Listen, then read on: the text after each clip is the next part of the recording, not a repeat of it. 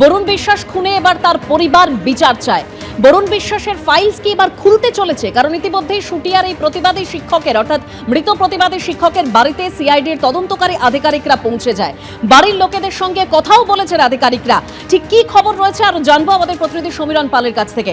সমীরণ, আজ দুপুরে বরুণ বিশ্বাসের বাড়ি গাইঘাটা শুটিয়াতে এসে পৌঁছন সিআইডির প্রতিনিধি দল এবং তারা তার দিদি প্রমীলা রায় বিশ্বাস এবং তার দাদা অসিত বিশ্বাসের সঙ্গে দীর্ঘক্ষণ কথা বলছেন এবং তাদের বক্তব্য হচ্ছে, যেহেতু গত কয়েকদিন আগে রাজ্যের মুখ্যমন্ত্রী শুভেন্দু অধিকারীর সঙ্গে দেখা করেছেন তার জনতার দরবারে গিয়ে অসিত বিশ্বাস এবং প্রমীলা রায় বিশ্বাস, এবং তখন তাদেরকে মুখ্যমন্ত্রী আশ্বাস দিয়েছিলেন যে বরুণ বিশ্বাস হত্যাকাণ্ডের ফাইল নতুন করে খোলা হবে। অর্থাৎ তারা যে অভিযোগ করছিলেন বারবার যে আসল যারা খুনি তারা ধরা পড়েনি, এমনকি যে শুনানি পর্ব সেটাও শেষ হয়নি। তার বাবা জগদীশ বিশ্বাস বারংবার বনগাঁ মহকুমা আদালতে গেছেন, কিন্তু তার কোনো সাক্ষ্য গ্রহণ করা হয়নি পরিকল্পিতভাবে। না, তিনবার সরকারি আইনজীবী বদল করা হয়েছে, কিন্তু মামলা 20 জলে। 14 বছর কেটে গেছে, প্রতিবাদী শিক্ষক বরুণ বিশ্বাসকে নৃশংসভাবে খুন করা হয়েছে, কিন্তু এই ঘটনায় আসল অভিযুক্তরা আজও গ্রেপ্তার হয়নি। সেই দাবি জানিয়েছিলেন রাজ্যের নতুন মুখ্যমন্ত্রীর কাছে বরুণ বিশ্বাসের পরিবারের সদস্যরা।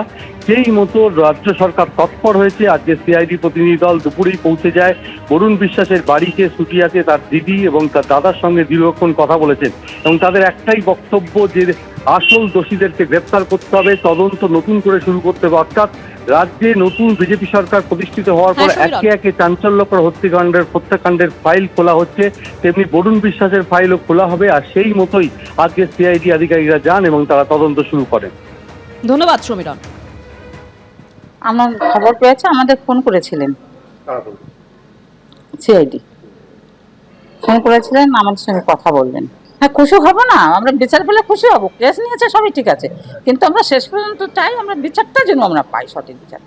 আমরা পুনঃতদন্ত চেয়েছি, সেটা মাননীয় মুখ্যমন্ত্রী উনি গ্রহণ করেছেন এবং আমাদের কথা দিয়েছেন। সমাজের জন্য যে প্রতিবাদ করে গেল, তার জীবনটাই তারা কেড়ে নিল, তাদের পথের কাটা হয়ে দাঁড়িয়েছিল। তাকে কর্মকাণ্ড, তোলাবাজ, এই ধর্ষণ খুন তারা করতে পারবে না। তাই জ্যোতিপ্রিয় মল্লিক তার পথের কাটা সরিয়ে দিতে একদম মাস্টার প্ল্যান করে আমার ভাইটাকে পৃথিবী থেকে সরিয়ে দিল। প্রাক্তন সেচমন্ত্রী মানস ভূঁইয়াকে জিজ্ঞাসাবাদ পুলিশের। সবং থানায় মানস ভূঁইয়াকে 3 ঘন্টা জিজ্ঞাসাবাদ। চাকরি দেওয়ার নামে প্রতারণা মামলায় তাকে জিজ্ঞাসাবাদ। তদন্ত চলছে, তদন্তের স্বার্থে প্রয়োজনে ফের ডাকা হতে পারে, জানিয়েছেন পশ্চিম মেদিনীপুরের এসপি পাপিয়া সুলতানা।